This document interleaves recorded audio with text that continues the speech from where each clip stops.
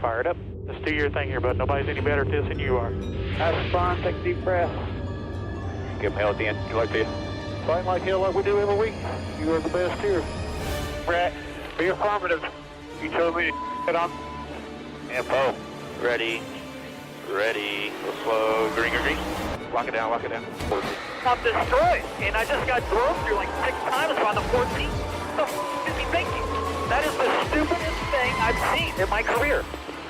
Literally. Everything you described is accurate. Haven't even finished the second stage yet. Half the field's wrecked. Record. Hell yeah. 11 got it. Proud of you there, Matt. Good job, pal. Thanks, man. Good job all day. Great work, my man. Great work. Keep putting yourself in position. We'll win our share, right? We got one back today, brother. Good job. 10-4, great job, guys.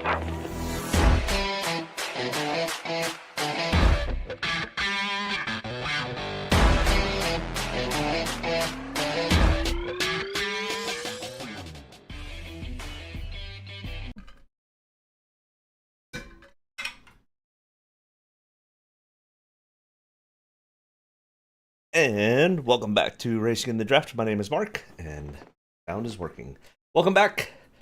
After an exciting week at Pocono, filled with all sorts of strategy and drama.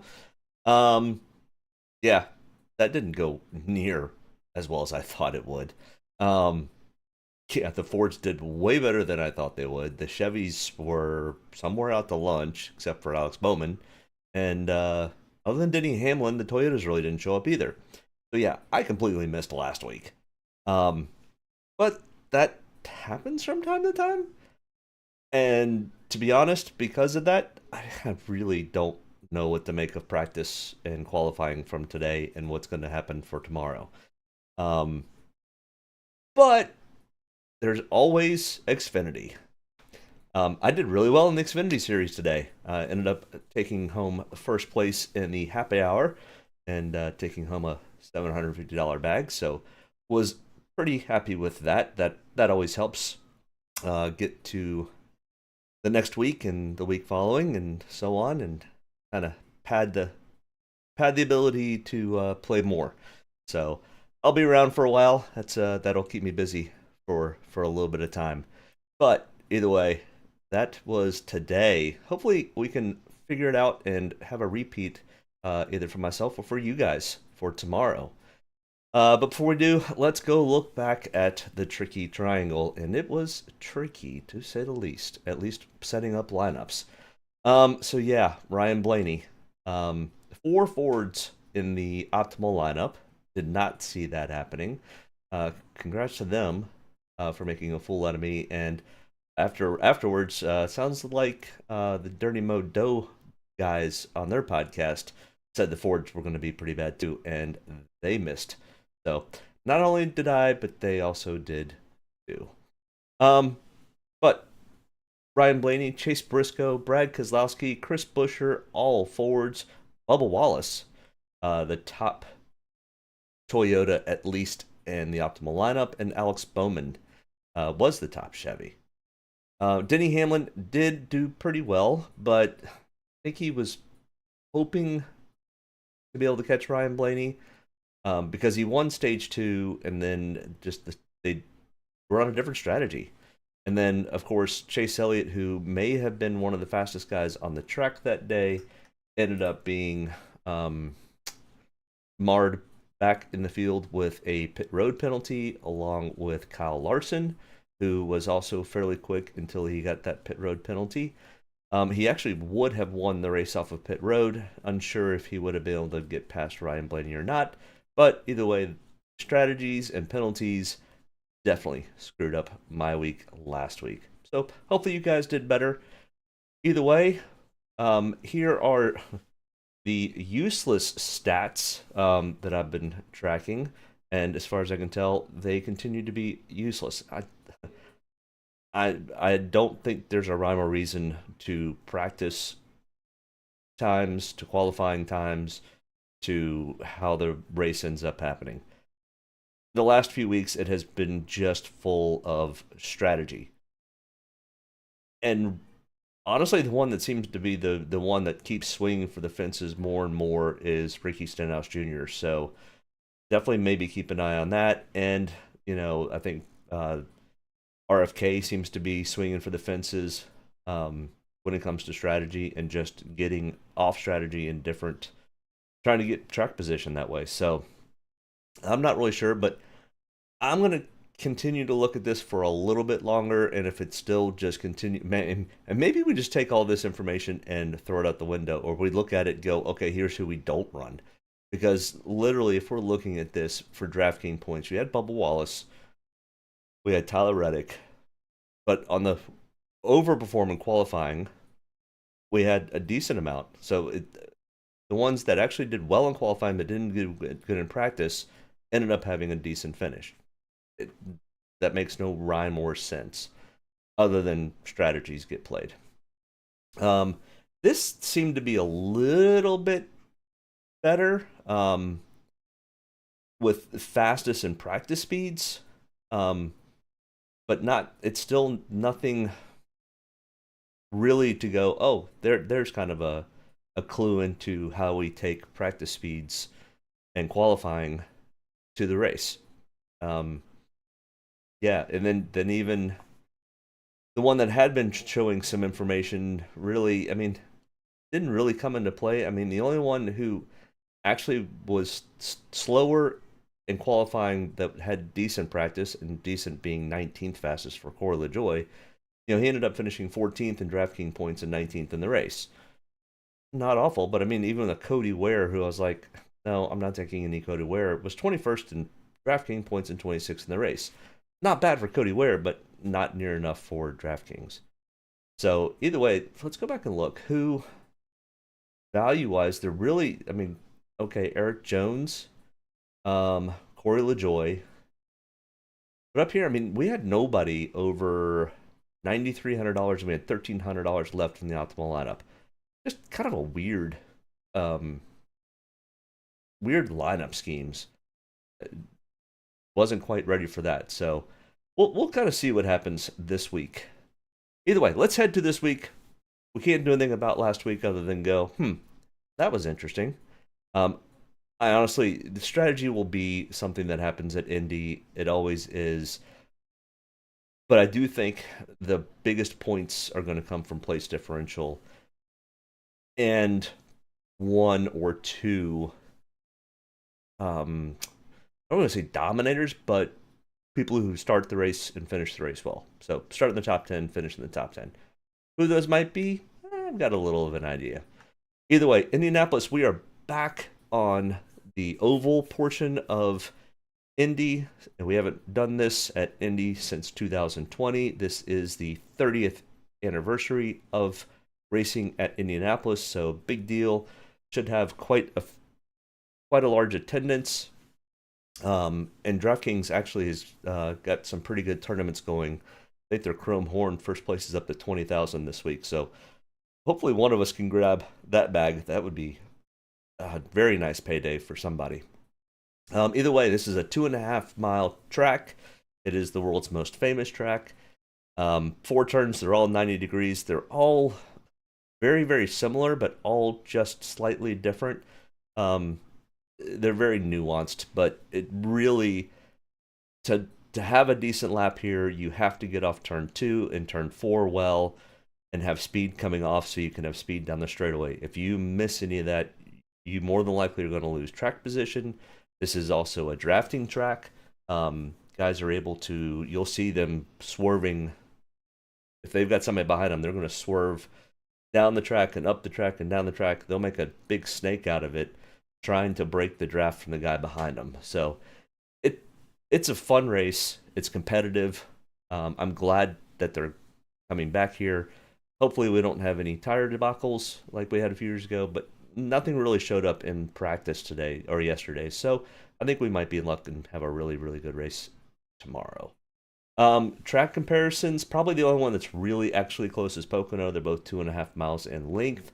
They're both fairly flat in the corners. Of course, Pocono has 3 distinct different corners, where Indy has 4 the same. But other short tracks, New Hampshire and Gateway, You can put them into the comparison, but they probably really don't compare all that well, other than they're all fairly flat. Optimal lineups from Pocono. This is the same as last week because we haven't raced on the Indy Oval in 3 years, 4 years, something like that. It really doesn't correlate to anything other than because it's only 160 laps, just like Pocono is. The points kind of get paid the same. We don't have enough laps. We don't race 400 or 500 laps, so we don't have a huge swing for Dominator points. It's mostly place differential and it's mostly finishing position. So very similar to what we saw last week at Pocono and what we saw at Gateway and Nashville. This is the top 15 in points from when we ran at the Oval 2020, 19, 18, and 17. And as we can see, a lot of the points are still coming from 11 through 20 and 21 through 30. 4.4 and 3.8. So out of the 15 top point getters for Draftkings points, their starting positions, we've literally got over half are coming from 11 through 20, where only another 5 are coming from 1st through 10th. And then there's really not much that's coming from 31st or worse. I think this weekend we potentially could see the number for 31st or worst be a little bit higher because we have some guys that probably, the question is how far can they move up? You got a Josh Berry who is starting 37th, an Austin Cindric who is starting 38th. Now, I know neither of these guys are something to write home about. Well, actually, we can even go down further. Kyle Busch, Justin Haley, Jimmy Johnson.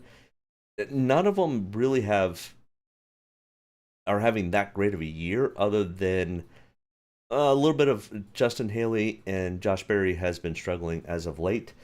But they're not 35th, 36th, 37th, 38th place cars, even on their bad weeks. Kyle Busch has been lately, but I think Kyle Busch is going to potentially turn it around.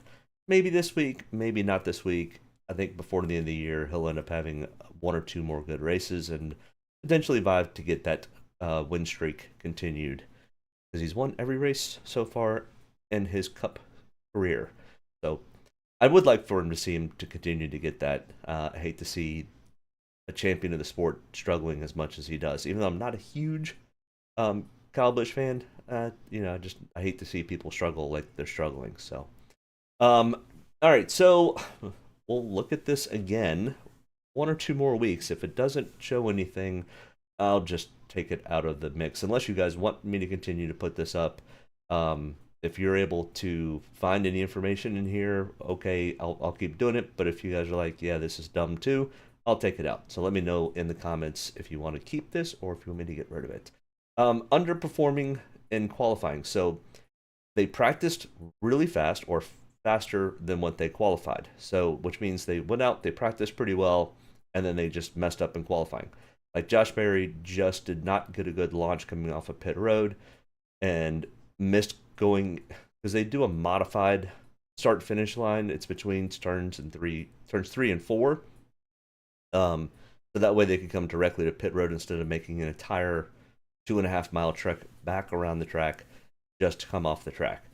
So you have less time to get up to speed, or if you miss coming off of pit road, or have any slippage, getting to that modified start finish line can cost you. And that's happened to Josh Berry. He kind of didn't have a real good entrance to turn 3, so it hurt him going into turn 4, and that was where the modified start finish lining was.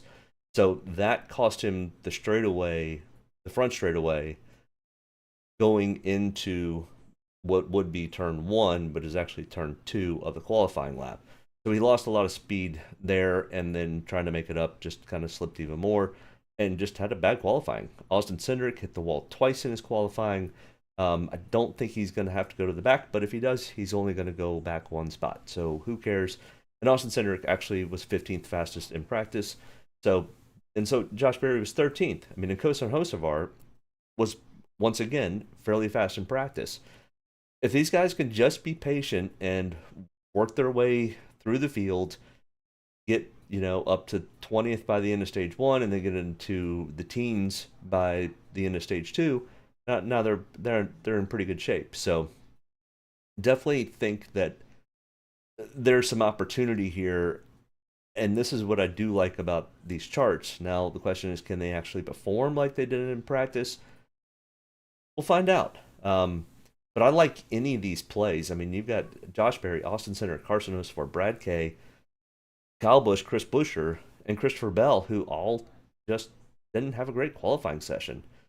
Same thing with Jimmy Johnson, Josh Berry, and Austin Cindric. I mean, all these guys are really potential place differentials, even without looking at their practice speeds. You just go, Christopher Bell's not an 18th place driver most weeks, especially recently. He should be in the top 10 or top 5. So coming from 18th, that's a great place differential. Guys that overperformed in qualifying compared to their practice. I mean, Ty Gibbs was 33rd in practice and then qualified 6th. Because practice was not on traditional TV, it was just on the streaming app. And for some dumb reason, I applaud NBC for their coverage so far this year, but they're moving qualifying to the app only and not putting it on, at least on Peacock, is a head scratcher to me. Because if you missed it live, you missed it. You don't have any idea other than trying to dig through notes that other people have put out there on what happened in practice. So I don't really know why Ty Gibbs was slow in practice, other than he was just slow in practice.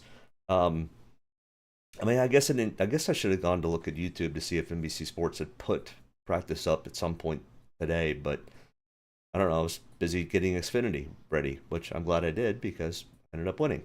So I don't know why these guys were faster in practice or slower in practice because I couldn't watch it. So NBC need to fix that. But these are the guys that were slower in practice and then practice or qualified fairly well. Now, does that mean that they're going to be slow in the race? I mean, you got Ty Dillon, who was 38th slowest and then goes out and qualifies 22nd. I mean, this is one of Ty Dillon's better tracks, but he's also not racing full time in the Cup Series right now. And he's racing a third car out of RCR, and we've seen what RCR's struggles have been this year. So maybe he's just overqualified. He overperformed. So the information's here, sharing it with you. Why Ty Gibbs was slow in practice is beyond me because he's been actually very quick at practice.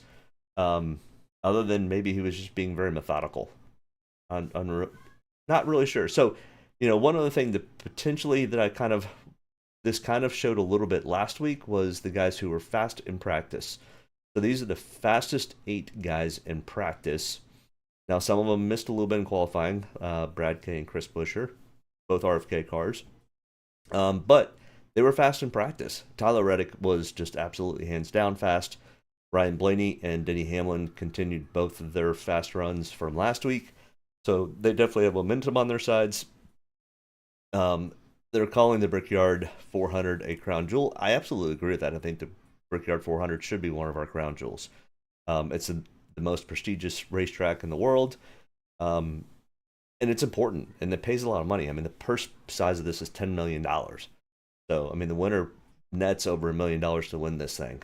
So, Denny Hamlin does not have that on his resume, and he knows that his time is starting to run shorter and shorter, just like to get the Cup Series championship.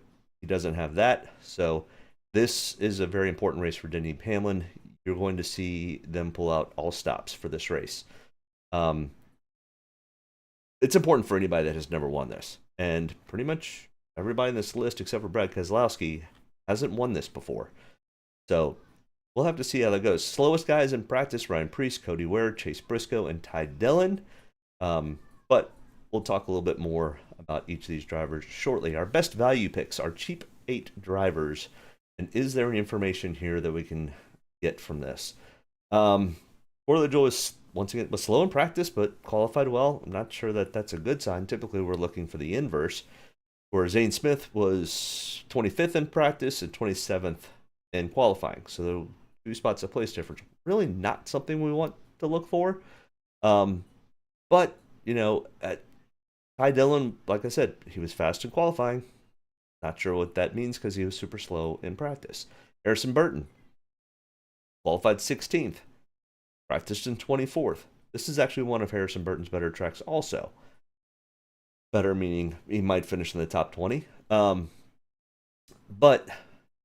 the information's here. It's going to be, for these guys to do anything, it's going to be a lot of strategy and a lot of luck. And having a fair amount of attrition.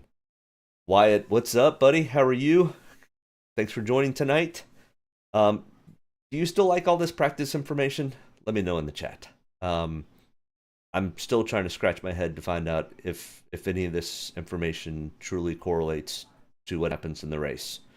And like I said, I think it's mostly because the strategies just get so convoluted, especially if they have a caution. You do like it. Okay. I mean, I don't mind doing it because I'm diving into more data, and I'm a data geek, so I like the data. And I think there are little hidden gems in here. What they are, honestly, I really couldn't tell you. Other than BJ McLeod did not practice and was super slow in qualifying. And not that I'm going to run BJ McLeod, but when we look at his stats here, he's not awful. And I think it's mostly because there's typically there's not a large, lost my words. I feel like Joe Biden. There's typically attrition, and it's not huge, but typically there's 8 to 10 guys who end up wrecking out of this race. I think we progress with this car with data. We prove more fruitful. Yeah, I agree. And Andrew, I like it. Lately, races are strategy.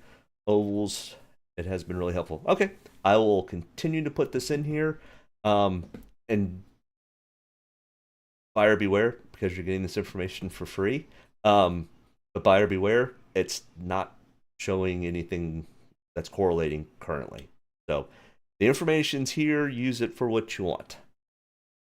All right, our driver by driver breakdown. Let's get into this. Because we haven't raced here since 2020, which was a weird year to begin with. So why not? Let's get rid of the oval and go to road course racing.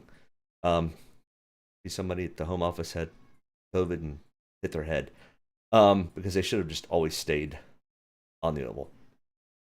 But either way, we don't have information. So the 5 tracks that we're comparing to: Pocono from last week and last year, New Hampshire from a couple weeks ago because it's a flat track, Nashville's fairly flat of this year, and Gateway also because it's fairly flat and fairly fast. None of them are as fast as Indy, other than Pocono does have some speeds that get close to it. Even though it's the same length of track, it's still 4 seconds slower on average per lap. So, not sure what that means either, but Indy's faster than all of the tracks we're looking at. But they're the only ones that we can really compare to. So, and I don't think the data from 2020 and 2019 and the old generation car, with a lot of drivers who aren't driving anymore, give us as much information. And so then we've got Denny Hamlin. His price tag is $10,500. His starting spot, he qualified P2. He's qualified in second.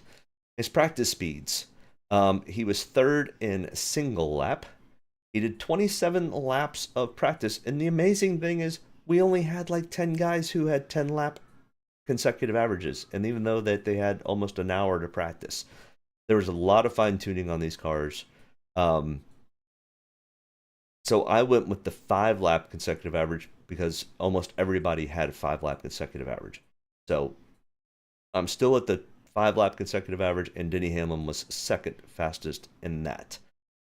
Out of the 5 races we're comparing to, they're listed above. Denny Hamlin has 1 win, Pocono 2023. He's got 3 top 5s, 3 top 10s, 4 top 20s, a 50.9 Draftkings average for those 5 races, and an 8.2 average finish. The last time we raced it in 2020, Denny Hamlin finished 28th. And then our full history, so 15 total starts here at Indianapolis. Of course, like I said earlier, Denny Hamlin does not have a win here yet, but does have 5 top 5s, 8 top 10s, and 11 top 20s, and a 13.4 average finish. One of the better average finishes that we will come across. So Denny Hamlin should be pretty good here. Wants to win this race probably more, as I wouldn't say more than winning a cup championship, but it is right there on his bucket list. So he's going to do whatever he can to make this win happen. So definitely like some Denny Hamlin this week. Kyle Larson, 10,300, starting in 5th. He was 6th in single lap, 3rd in 5-lap consecutive average over the last 5 races we're looking at. He just has been a little bit snake bitten. He's very aggressive. He's very good, but he's very aggressive, and sometimes that aggression, he puts himself into situations he shouldn't be. He speeds on pit road. Those types of things happen. Even with that being said, he's got an 11th place average finish for the 5 races, but he could have easily, if he hadn't sped on pit road last week, he probably was going to be a top 5, if not a top 3. New Hampshire, it ended up raining, so who the heck knows about that. Nashville, they had a bazillion different restarts at the end. He was up in the top 10 when that was all happening. Actually, he was in the top 3 when he ended up wrecking himself and Ross Chastain. He ended up coming back, finishing top 10. So all these tracks he's been fast at, and he's going to be fast here too. Is he one of my favorites? No. I'll have some ownership in Kyle Larson, because it's one of the things he probably wants also. I mean, all these drivers want to win at Indy. He raced, earlier in the year in the Indy 500 here. So, and he's racing the car that he didn't get a chance to run at Charlotte. It's the paint scheme that was run at the Coca-Cola 600 and at the Indy 500. So they're running this one. He gets to run it. So there's a little special there. I don't know. I mean, it's just more information, but I'm not sure it shows to speed on the track. But I mean, I guess when you run 500 laps around this place in May, you get a little bit more accustomed to, just being there. So if that translates over, I don't know. We'll find out. I do like Kyle Larson's chances, but they're a more risky chance than I think a Denny Hamlin or somebody we'll get to in a second. Ryan Blaney, our surprise winner from last week. And he was solid. He was fast, and had good pit strategies, and the tire wear didn't seem to fall off a whole lot. $10,000 starting in 7th. He was 2nd in single lap, 15th in 5 laps. So he fell off a little bit on the 5-lap consecutive average. In the 5 races, 1 win, 17.2 average finish. Now here at Indy, he has 6 starts with no top 5s, only 1 top 10, 3 top 20s with a 20.2 average finish. So the average finish here at the Indy Oval, not great for Ryan Blaney, but Ryan Blaney's also been a lot better over the course of the last year. Of course, he is our reigning Cup champion.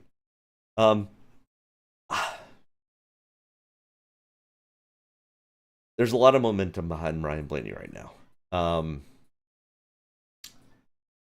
They're going to be willing to take chances and run different strategies.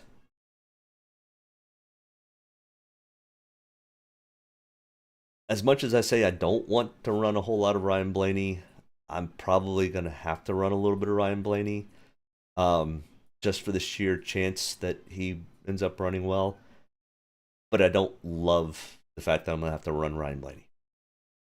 So I'll probably have 10% is probably a little low. 15% is probably about right. 20% just doesn't, I don't know, just doesn't sit right. Yeah. I mean, Penske wants to win here too.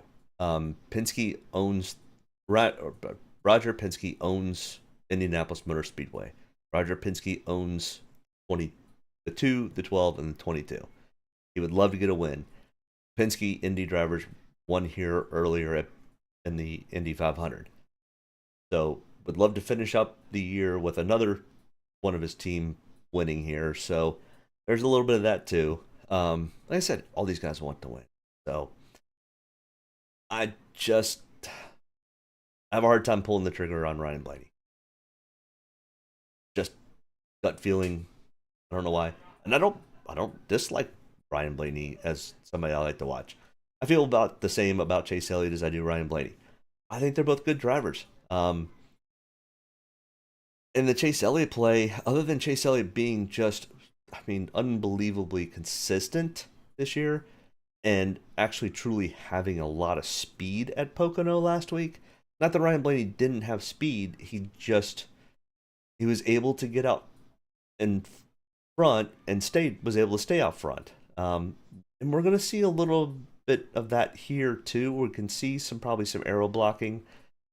Because the corners are a little bit more, they're a true 90-degree corner for the most part. It's a subtle 90 degrees, but unlike racing at Charlotte or Kansas or Vegas, where it's more of a rounded, gradual turn 1 into turn 2 down the straightaway, it's a sharp 90-degree turn to a short shoot to turn 2.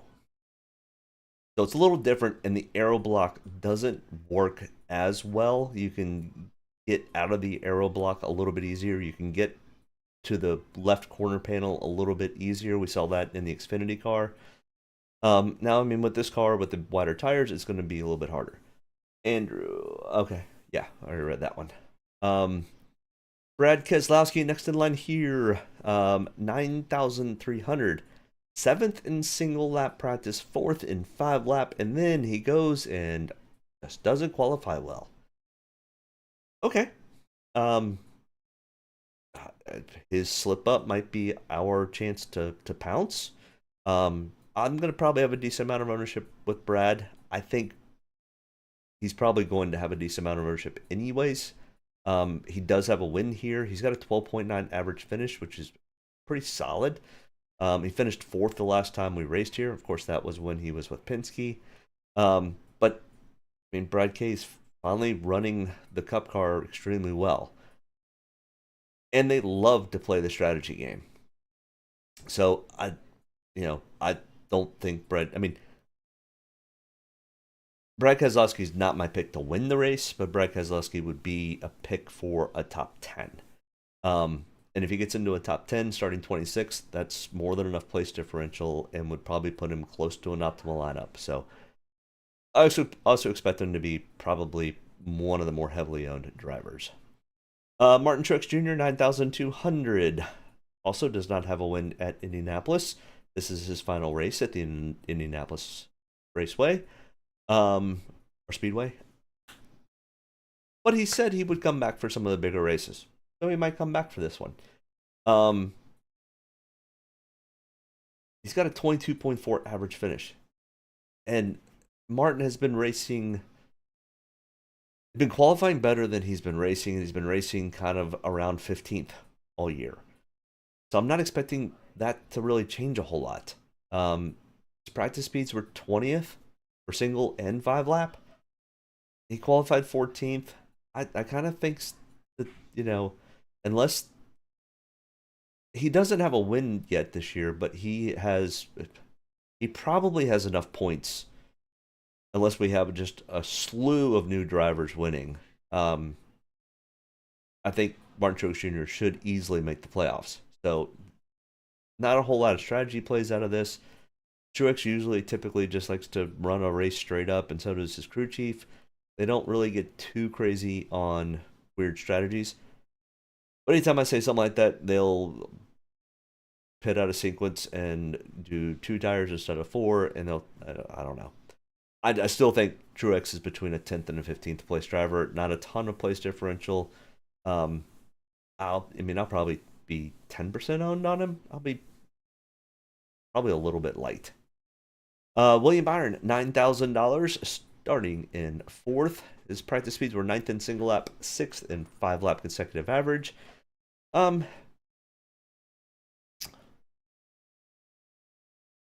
It's a coin flip. I think he finishes in the top 10, so this could easily be a pretty decent play for start towards the front, finish towards the front, maybe get a shot to lead some laps. He's still not my pick to win the race. I would have him a pick for a top 10. I don't mind running William Byron. Probably 10 to 15% ownership, maybe even 20%. But I'm still not going to be super heavy on William. But I don't mind the William Byron play. I feel about the same about the William Byron play as I do about the Chase Elliott play, as I do about the Kyle Larson play. The Hinder cars have just been a little bit snake bitten lately, so I'm a little bit shy because of that. But they've also been finishing pretty well. They just haven't been winning races. I'll have some ownership in William. My pick to win this race, and my pick to potentially stink up the show, Tyler Reddick, 8,800. He has so much fire in his belly to win another race. He has come oh so close, oh so many times over the past 5 or 6 weeks. Last week he was a little bit off, but he was still right there in contention. But I mean, he was first in single lap. He was first in 5-lap. He was first in 10-lap. He did do 10-lap consecutive average. He ran 34 laps of practice. If we look at his average finishes, it is the best average finish over the 5 races that we're comparing to at a 4.2. He was 8th here in 2020. That was his only start. So the first time he came here, he finished in 8th. Everything's setting up for this to be just a Tyler Reddick's going to just check out on the field and absolutely dominate. The only thing that might kind of throw a kink into it are cautions and strategies. But he's going to have that ideal first pit stall. All the things are lining up for Tyler Reddick to have a pretty dominant race, other than the guy who owns his team, Denny Hamlin. What's up, Matt? How we doing? Sorry, a little bit behind. My pick to win tomorrow is Chase Elliott. Okay. Family Man is saying Chase Elliott for the win. I think I like the Chase Elliott call. I would easily say top 5, maybe even top 3.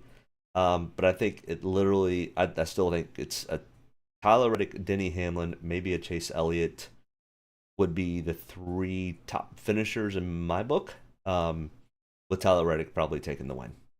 So, but we never know. We have seen the Toyotas have some engine issues this year. Hopefully this weekend is not Tyler Reddick's turn to have an engine issue. So, cross your fingers there, Tyler Reddick, and good luck. But I will have a fair amount of ownership. Cole Custer today started from the pole and made the optimal lineup. He did not win the race, but first and second place in the Xfinity race both made the optimal laps, which is very, very rare to see first and second both make the optimal lineup in Draftkings. But they did it. They were both hands down the fastest in the field. The Toyotas seem to have that type of speed for tomorrow's race. So we'll see. My prediction last week definitely did not go correctly, so I could completely understand if you want to be contrarian with me and go with all Fords. Paul Moss, yeah, I've got to bet on the 45 also. Yeah, I think there's too much fire behind Tyler Reddick right now, and listening to the few races where he has finished second and him just being not happy, to say the least. Where most of the time Tyler Reddick got the car, like, yeah, we had a pretty good day. We messed up a little bit. We'll get him next week. He's been mad. He's finished second. So, Tyler Reddick, there's a fire here. He wants this win, and he wants it bad. The next one that wants it just as bad is going to be Denny Hamlin. Joey Logano, 8,600, starting in 12th. He does not have a win here. Does the whole can we say this is back to a new track again? No, not really, but we've been away for a while. Joey Logano seems to always step up in these types of scenarios. Maybe. Don't love the play. He was 22nd in practice and 14th in 5-lap consecutive average, so not great numbers there, not awful. Honestly, I think Joey kind of finishes where he starts. Maybe he gets might sniff a top 5. I don't think so though. I think this is just gonna be a typical Joey Logano race for this year, and I think he's gonna probably finish 18th or 20th. So I probably won't have a whole lot of ownership on Joey Logano. Chris Buescher, who was actually pretty decent in practice, he, like his teammate Brad Keselowski, missed a little bit in qualifying. So his mistake might be our reward. I definitely like the Chris Buescher play starting in 23rd, $8,500. Yeah, I like the play. Over the 5 tracks we're comparing to, he's got a 10.6 average finish, and an 18.8 average finish here at Indy. I like this play. I think it's a great place differential play. I will probably be, along with Brad, I think I'll probably be 20-25% owned, if not maybe a tick more, of both him and Brad. Ty Gibbs, who, once again, if anybody happened to watch practice on their app, dumbest play ever, NBC. So stupid. NBC's got Peacock. Why they didn't run it on Peacock is beyond me. And I've been very happy with NBC's coverage so far this year. It's been way better than Fox's. And then they go and just screw it up to one of the biggest races of the year, in my opinion. Okay, either way. I'm sorry. Ty Gibbs, $8,300, starting 6th, and he practiced really slow. No reason. I don't have no idea why. Anybody in the chat know why Ty Gibbs was super slow in practice? Because it's not really like him. I mean, even when he was, last year and the year prior, when he was trying to figure the car out and figure the tracks out, and was just trying to kind of get a feel for the car and the feel for the Cup Series, he wasn't this slow. So I don't know. But he started in 6. I don't really like the play because there's not enough data here for me to really like the play. And I think he's starting too far up from where he practiced. Watch Ty Gibbs be the spoiler and beat everybody by like 5 seconds. But I'm probably not going to have a whole lot of Ty Gibbs. I'll probably be like 10% on my ownership. Alex Bowman, who, Mr. Consistency here, just consistently finishing in the top 10, and lately it's been finishing in the top 5. Momentum is definitely on Alex Bowman's side. He was 5th in single lap practice, 8th in 5-lap consecutive average, starting in 13th. Small amount of place differential if he goes against the top 10. But like I said, it's kind of, can you finish up front too? Is not as important as place differential, but since there's a little bit of both, I don't mind the Alex Bowman play. I kind of put him right there with the rest of the Hendrick guys. I'm probably going to be 15 to 20% ownership on most of the Hendrick guys. That's kind of where it's kind of lying for me. And then I'm probably going to be a lot heavier on the Tyler Reddick play. I'm probably going to be pretty heavy on the Denny Hamlin play. And I know that's going to be the chalk. But I was really chalky in my Xfinity race today, and it literally was just the guys, the needle in the haystacks coming from the back is what got it. So Ross Chastain. So when we get down here, we'll try to find some needles in the haystack. Ross Chastain, 8,100. What in the heck is going on at Trackhouse? I think Trackhouse went to lunch with RCR and decided they were going to poop on the bed, and start a dumpster fire over there. I'm beyond baffled on why Ross Chastain is so slow. I mean, you could say the same thing about Suarez. I mean, Suarez is consistently 5 to 10 positions slower on average than he was the previous 2 to 3 years. And I don't know why. They're just They're out to lunch. RCR's out to lunch.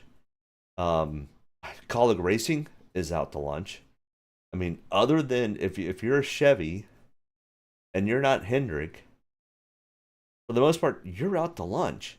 At least Spire's having some semblance of an okay year with at least Hocevar.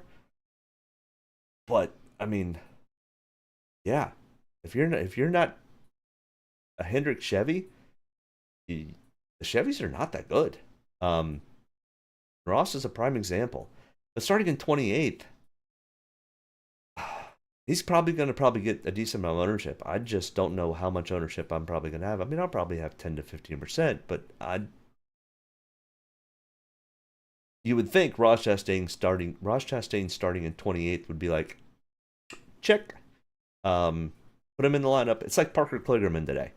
Parker Kligerman messing up on his qualifying lap for the Xfinity race when he was top 10 in speed was just an absolute shoe-in.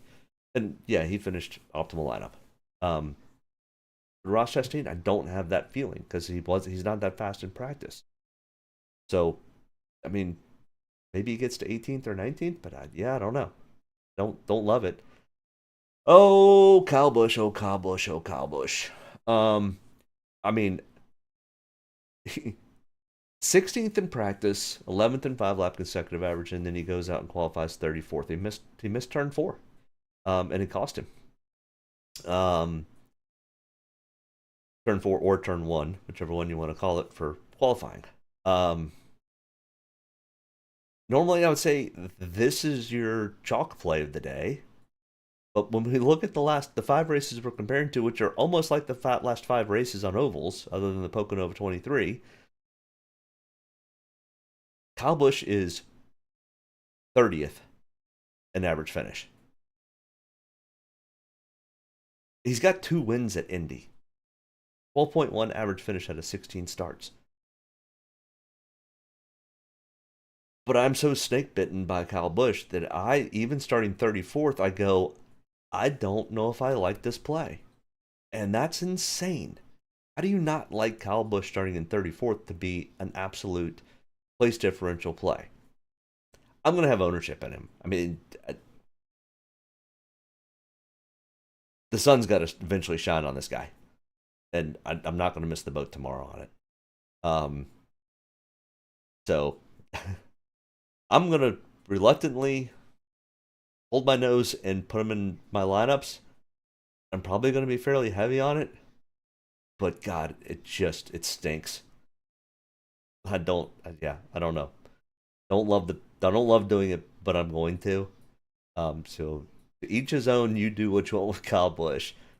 And he's burned me so many times this year. He's probably going to burn me again tomorrow. Bubba Wallace, 7,800. I mean, this isn't a bad play. I mean, Bubba Wallace has a 16.7 average finish. We haven't raced here in 3-4 years. At the 5 tracks we're comparing to, a 16.6 average finish. He was 11th and 10th in practice. I think Bubba Wallace is probably a 9th place type of finish, which is probably close enough at $7,800. It's not a full place differential play for me because I always like to find out who gets 10 spots of place differential. So we're pretty close. I don't mind the Bubba Wallace play. Austin Cindric, 7,600. Have not heard if he's going to have to go to a backup car. Don't think so. When he hit the walls, it didn't look like it. There didn't seem to be a whole lot of severe damage. He might have to replace like a toe link, but that they can do without replacing the car. So I think he's going to still have the same car, and he was decent in practice. He was 15th and 7th. I mean, Austin Cindric is... Yeah, I mean, we look at the 5 tracks we're comparing to. Yeah, he did have a win at one of them, but he has a 15.2 average finish. He's got 4 top 20s at the 5 races we're comparing to. So starting in 38th, I mean, I'm not looking for much from Austin Cindric. I'm looking for, go get me a 20th place finish. And that's going to be close to putting him in the optimal lineup, if not put him in the optimal lineup. So I like the Austin Cindric play. He's going to be chalky, though, to say the least. There's a bunch of guys back here in the back that, mean, here's another one. Josh Berry, $7,500. He just missed the first turn in qualifying, which was turn 4. It was just not as fast going down the front stretch, which turned into a very slow lap.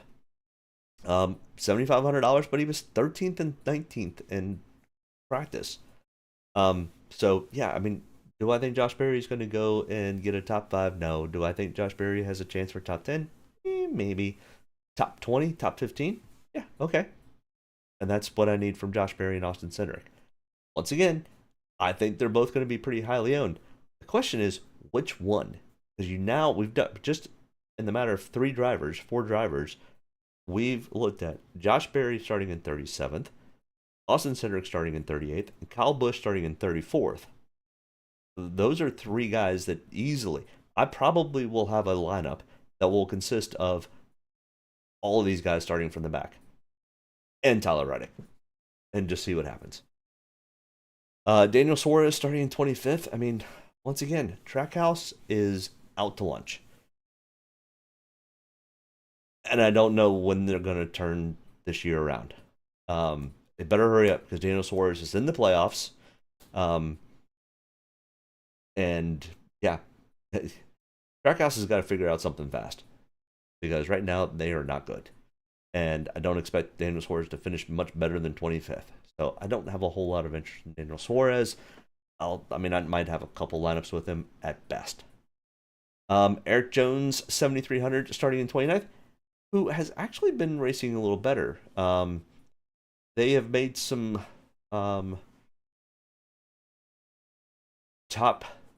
some of the home office guys and engineers and guys that are making decisions at Legacy, changes have been made. Jimmy Johnson was like, I'm done running slow. Figure it out or get out. And guys that are gone. Same thing at RCR. I mean, what was it? Pemberton was over there, who's just now left RCR. So maybe we start to see a little bit of change at RCR here in the next few weeks. Unsure, but changes have been made over at Legacy. Eric Jones had a pretty decent weekend last weekend. This is kind of one of my sleeper picks, even though he's starting 29th, but there's so many guys back here that could be potentially big place differentials. I think Eric Jones might get overlooked a little bit. So I'm probably going to have some ownership in Eric Jones. I'm not going to go super heavy, but probably, at least 15-20% on Eric Jones. Michael McDowell could be a sleeper pick.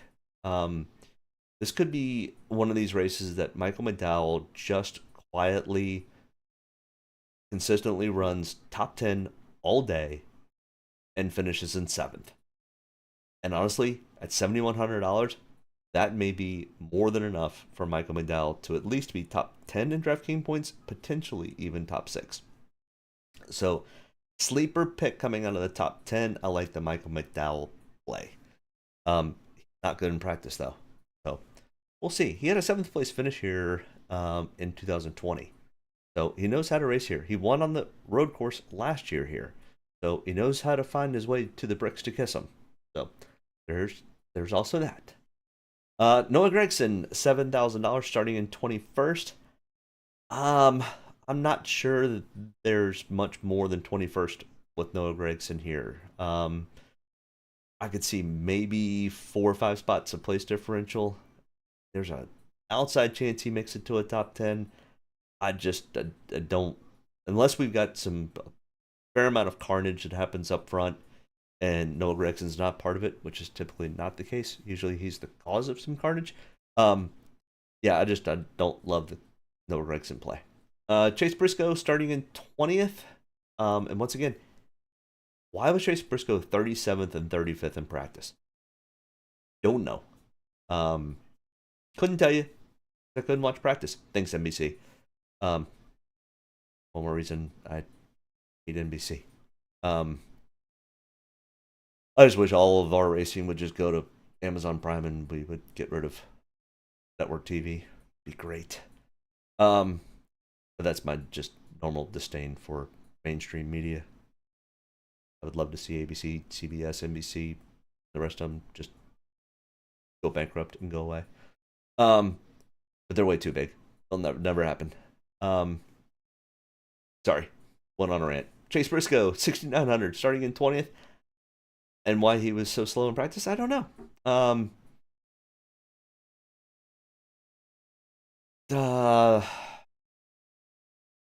Chase Briscoe's from this area. He wants to do well. Is that enough to get him up into a top 10? Maybe. Probably not, though. I mean, I think he, out of all the SHR guys, I mean, Briscoe's probably got the best play for a top 10, but I don't love that either. I'll have a little bit of ownership with Chase Briscoe, but not a whole lot. Carson Hocevar, 6,800, starting in 30th. I like this play. I like this play a lot. And I think Carson Hocevar is going to be 15th. That's 15 spots of place differential. That's a ton for $6,800. He was decent in practice. We look at the 5 tracks, he's got a 14.5 average finish. Of course, he didn't race Pocono in 2023, but the other 4 tracks, he's got a 14.5 average finish. Keep his nose clean, be there at the end, and you're good. I like the Carson Hocevar play. I also think that there'll be more people. I don't think it's much of a sleeper pick, but it could be. So there's my take. I'll probably be at least 15 to 20% on Carson Hocevar. AJ Allmendinger, 6,600, starting in 15th. Practice 23rd and 27th. Once again, it's Colleague, though. Colleague's out to lunch, other than on road courses. And even on road courses, they haven't been superb. AJ had a good race today. He knows how to get around Indy pretty well. He's raced here in the open wheels. He's raced here in Xfinity. He's raced here in Cup. He won the inaugural Indy road course race. But I think he finishes where he starts at best. Maybe gets to 12th. At best, he's 8th. Is that enough? Probably not. Not an all-out fade on AJ. I'll probably have 15% ownership. Probably closer to 10. So, there's that. Todd Gillen. I like this play. Starting in 24th, $6,400, 18th in single lap, 26th in 5 lap. I mean, his teammate was very fast in practice, qualified in 8th, and I think he's going to finish somewhere close to there. Can Todd Gillen get up to 14th? Yeah. And they love to play strategies. They love to either run long, run short, run 2 tires, run no tires. They'll throw everything at it. So I don't mind the Todd Gillen play. Starting in 24th, I don't know how much of a sleeper he is anymore because the announcers love to talk about Todd Gillen. And that does end up correlating into people and how they play Draftkings. Maybe not some of the more chalkier people, but you know, the casual player will play some Todd Gillen because they heard his name a bunch from an announcer. But I don't mind the play starting in 24th at 6,400. I think he has a chance of a top 10, maybe even top 15, which would give us 10 spots of place differential. So I'm not going to be super heavy on it, probably 15-20%. Ricky Stenhouse Jr. in 6,400. You're starting in 9th. That's not a strategy play, Ricky. What's your strategy? To go to 35th on your first pit stop? Maybe. It's a reverse strategy call for Ricky Stenhouse Jr. this week. So Ricky Stenhouse Jr. starting way too far up for me to really like this play. Especially when we look at his average finishes. 19.4 at the tracks we're comparing to, and a 29th place average finish out of 8 total starts on the Indy Oval. So, yeah, not interested in playing that one. Here's another one. Starting 35th, Justin Haley, who has been consistently, quietly just getting himself into top 20s and occasionally sneaking up into a top 10. Justin Haley, all I need you to do is go get an 18th place finish, and you're going to be real close to an optimal lineup. Like I said, we've got a ton of guys with place differential potential. Which one? If I could figure that out, we'd all be rich. But I like to play at $6,200 starting in 35th. Even though he was slow, he's been the Rick Ware car's been fast enough, and the track's big enough that he's not going to go a lap down. So even if he does happen to be a little bit slow and we get some attrition, I mean, I could easily see 8 to 10 spots of attrition here. So Justin Haley, just keep your nose clean, go race your race, don't worry about everybody else, and go and get a 20th place finish. And I will like that a lot, because I'll have a decent amount of ownership. I'll probably be 20-25% ownership on Justin Haley. Austin Dillon, starting 11th. RCR, Earth to Austin Dillon, you aren't that good. So, starting 11th, you're starting way too far up. Outkick your coverage, not interested. Jimmy Johnson, $6,000 starting in 33rd. Oh, Jimmy Johnson. I mean, even during qualifying today, they interviewed him and were like, tell us a little bit more about Indy. You've raced open wheel. You've won here a bunch. He's like, I don't know what the heck I'm doing in this car. I don't know how to drive it. That's not real reassuring. So out of all the guys that are starting in the 30s, Jimmy Johnson may just start finishing the 30s. I mean, unless he happens to have a miraculous, I figured the car out while he's running around Indy. I'm not sure I really like this play. I'll have some, because you just never know, some attrition. But it's like I said, I mean, you got Justin Haley, who all I need you to do is just stay on the track for the entire race and stay close, stay on the lead lap, and it'll have a decent day. Jimmy Johnson, that's all I need from you. I mean, he's cheaper than Justin Haley.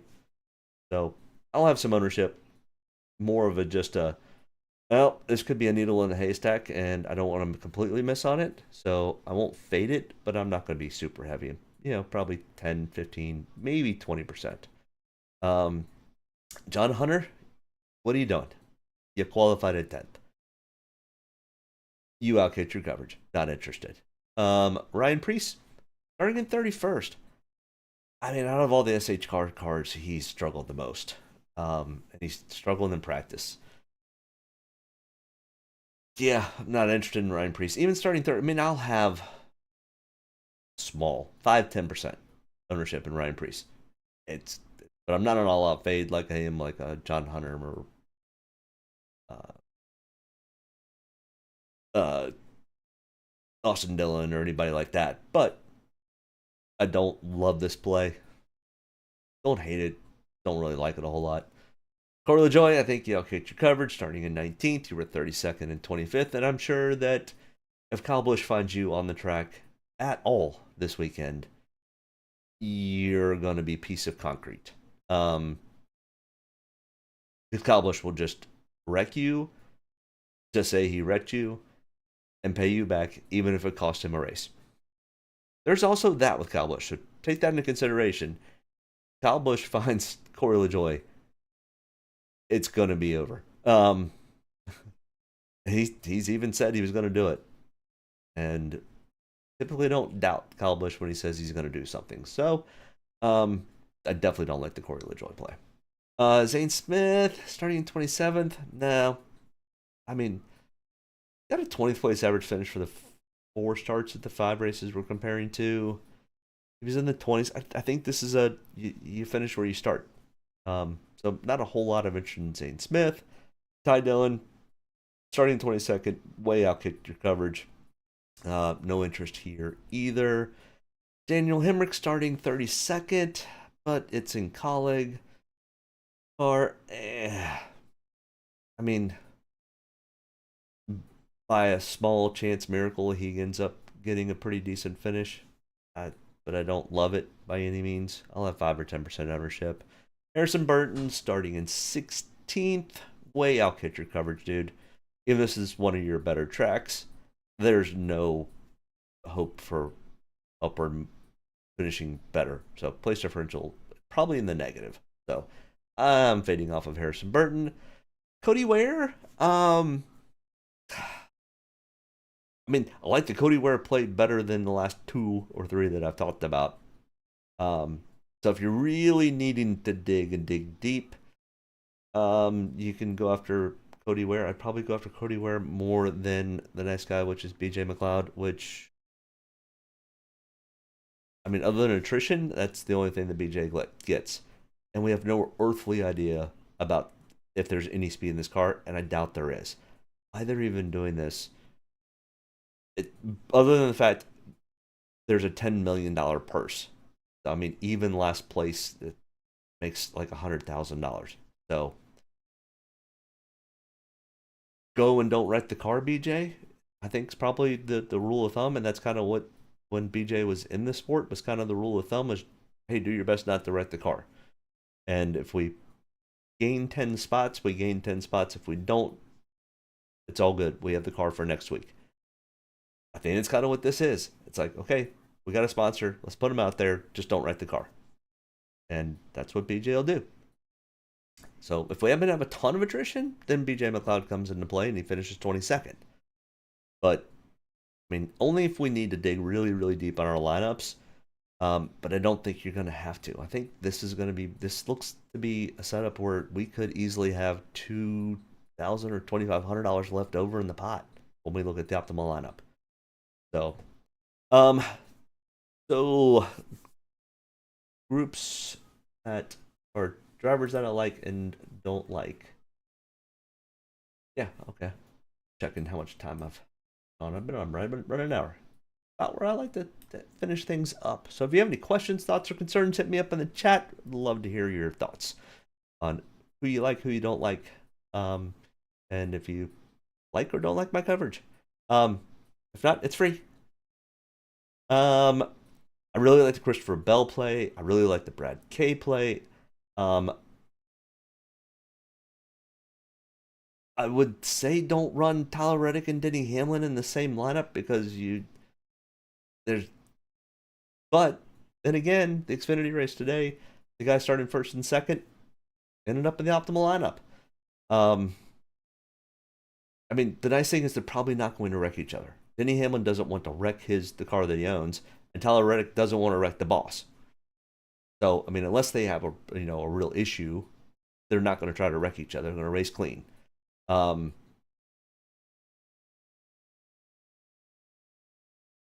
I absolutely say that I will not play Tyler Reddick and Denny Hamlin in the same lineup? I might have one. I might have two.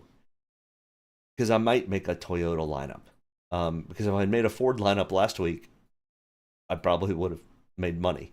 All right.